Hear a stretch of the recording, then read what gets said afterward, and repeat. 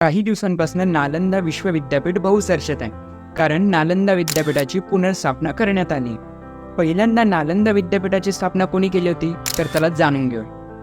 गुप्त सम्राट कुमार गुप्त यांच्या पुढाकाराने इसवी सन 427च्या काळादरम्यान या विद्यापीठाची स्थापना करण्यात आली होती. ते भव्य अशा इमारती होत्या.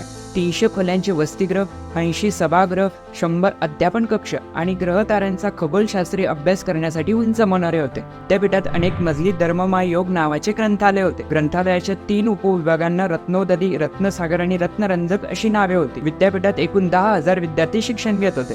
त्यातील 3,000 विद्यार्थी विद्यापीठाच्या वसतिगृहात राहत होते आणि विद्यापीठात एकूण 1570 अध्यापक होते. विद्यापीठात शिक्षण घेणाऱ्यांमध्ये चीन, तिबेट व कोरिया येथील विद्यार्थ्यांचा समावेश होता. विद्यापीठात प्रवेश देण्यासाठी कठीण अशी द्वार परीक्षा घेतली जात होती. अभ्यासक्रमात आयुर्वेद, वेद अध्ययन, व्याकरण, धर्मशास्त्र, ज्योतिष, सांख्य दर्शन व पाणिनी सूत्रे या विषयांचा समावेश होता.